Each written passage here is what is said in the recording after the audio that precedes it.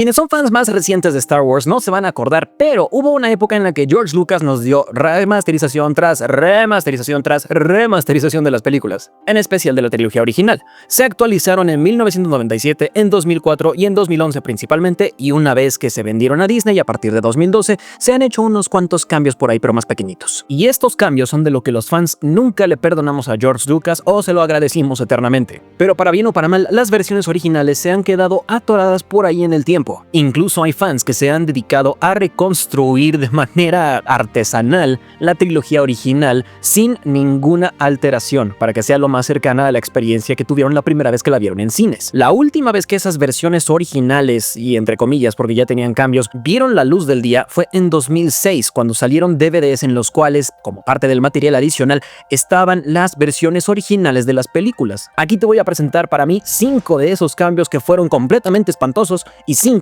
que funcionaron perfectamente bien. El último te volará la cabeza y esas cosas. Comencemos con el primer cambio terrible: el grito de Dragon Crate de Obi-Wan Kenobi. ¿Por qué ranas pasamos de esto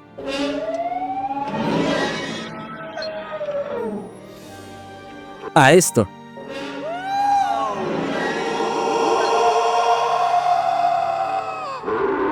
El primero podemos decir que más o menos suena como a un dragón por ahí, pero la versión más reciente suena a alma en pena en Avenida Independencia a las 2:37 de la madrugada. Sí, es más espeluznante, que es parte del punto de la escena, pero consideremos todo el contexto. Obi-Wan hace esta imitación del sonido del dragón porque quiere ahuyentar a los moradores de las arenas. ¿Y a qué le temen mucho los moradores de las arenas? A un Dragon Crate. Creo que algo que sonara más a esta cosa en lugar de a tu tío cuando pierde el América en fin de semana, funcionaría mejor. Este fue un cambio que se introdujo una y otra vez, pero el que de plano es el que se lleva el premio del peor cambio es el de 2011. Pero bueno, al menos el sonido original se rescató para la serie de Mandalorian cuando Mando y otro montón de gente se enfrentan a un Dragon Crate.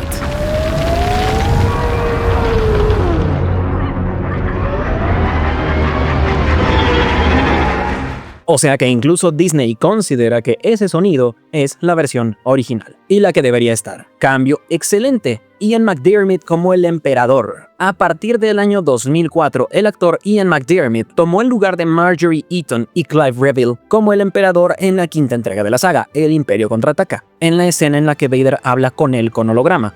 Originalmente era una mujer con ojos de chimpancé sobrepuestos, que era Marjorie, pero conforme avanzaron los años y salieron las precuelas, esto quedó anticuado. Este cambio no solo permite una mejora en cuestiones técnicas, sino que también da una oportunidad de hilar de mejor manera la historia como un todo. Pero sí hay un detalle: usaron la versión de Palpatine del episodio 3, que para entonces todavía no salía, pero ya estaba en producción. Es el físico que le vemos después de quedar todo rostizado en La Venganza de los Sith, cuando debió haberse usado una versión ya vieja, es decir, algo que se pareciera más al Palpatine que vimos en el episodio 6. Por mera cuestión de coherencia visual. ¿Por qué carambas en cuestión de un año el emperador pasa de verse como se ha visto en los últimos 20 años a verse ya como un viejito totalmente decrépito? No tiene sentido, pero bueno.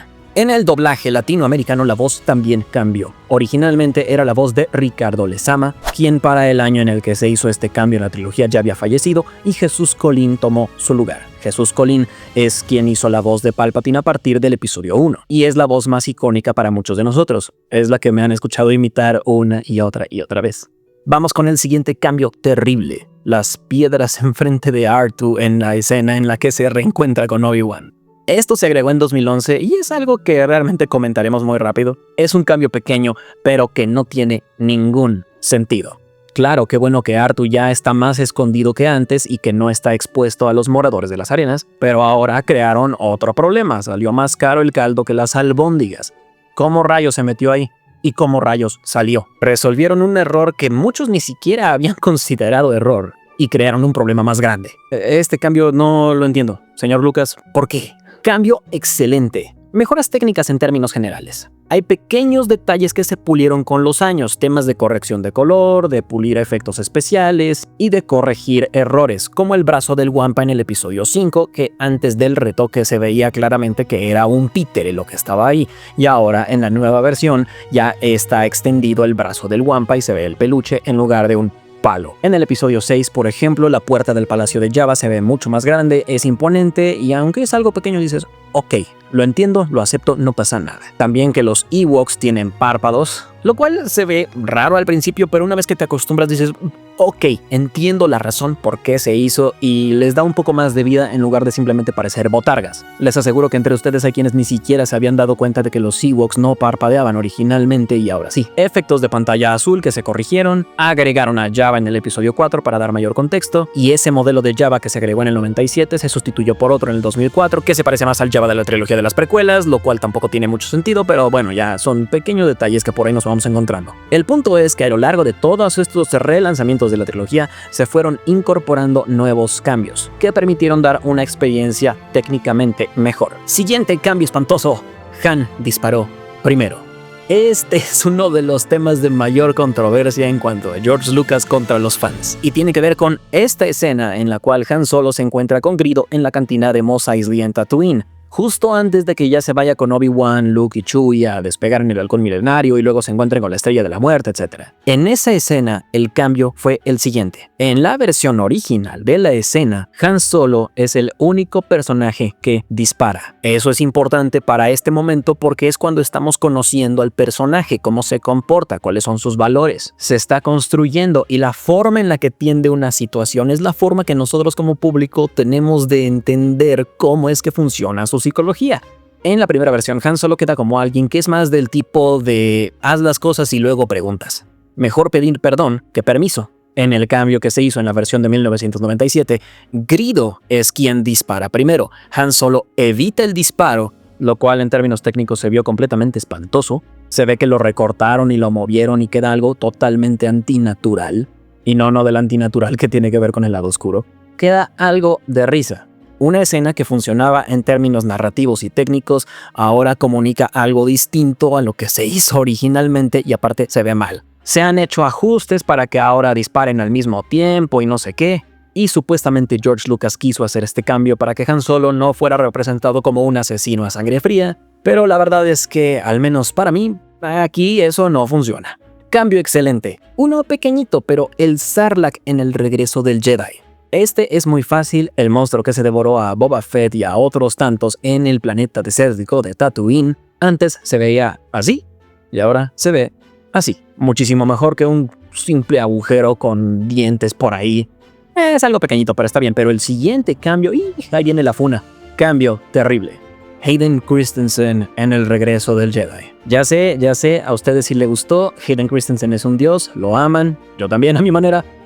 Y que eso cierra la historia perfecta, pero les voy a dar mis razones de por qué este cambio no me parece bueno. La película se llama El regreso del Jedi. Toda la trama gira en torno a eso. Y el Jedi que regresa es Anakin Skywalker. El argumento que se da para decir que Hayden Christensen debió tomar el lugar de Sebastian Shaw es que cuando Anakin se convirtió en Vader, así se veía, y dejó de ser Anakin Skywalker.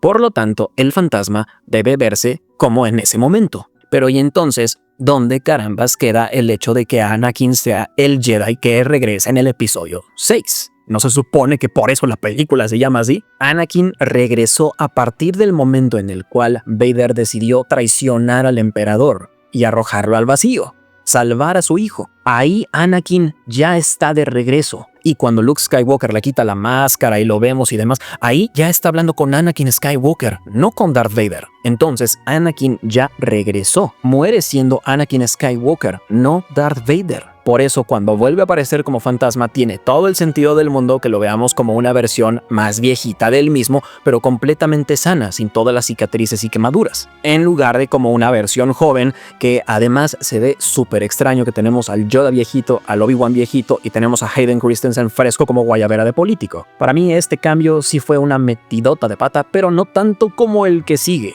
De los malos, el siguiente es bueno. Buen cambio, la música al final del episodio 6. Los fans de antaño me van a odiar por esto, pero para la versión de 1997 se actualizó la música.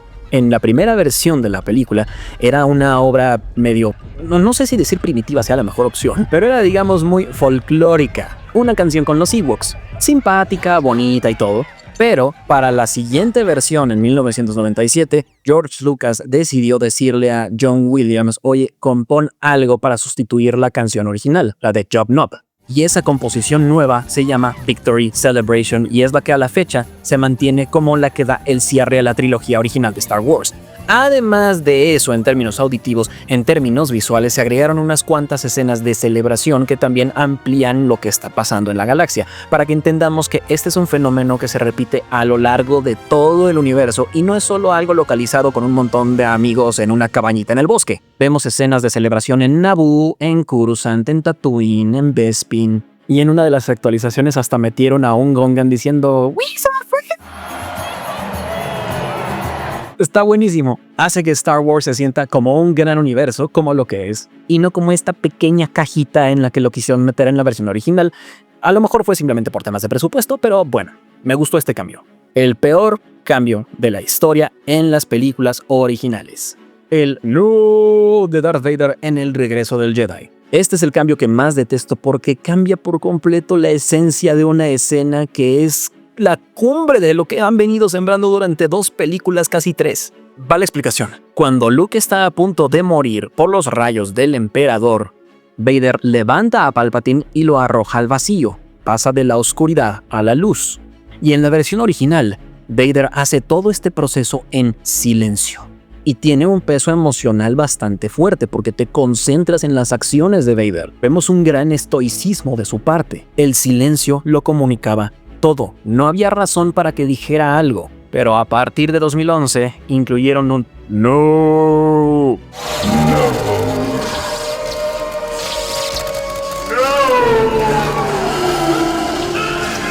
Y pasó de una escena gloriosa a algo que casi podríamos ver en La Rosa de Guadalupe.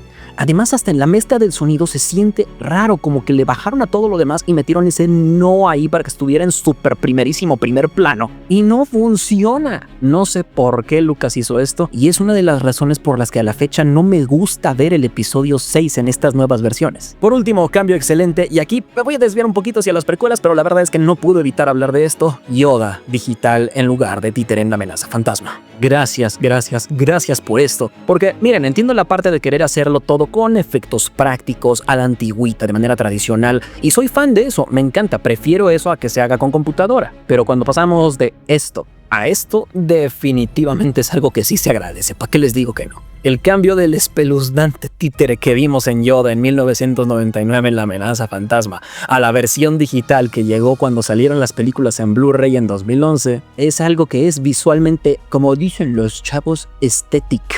Me encanta. Bien aquí, da coherencia a la trilogía de precuelas, se conserva el estilo, la imagen, y nos deshacemos de un Yoda que no hay palabras para describirlo. Y ahí los tienen, 5 cambios que me parecen espantosos y 5 que me parecen excelentes en las películas de Star Wars desde que se lanzaron hasta la versión más reciente. Díganme qué otros cambios recuerdan, si alguno de estos les gusta, si están de acuerdo conmigo, si creen que soy un estúpido por decir que Hayden Christensen no debería estar. Y si les gustó el video, agradezco mucho sus likes. Nos vemos por acá con más contenido de Star Wars y hasta entonces, que la fuerza los acompañe.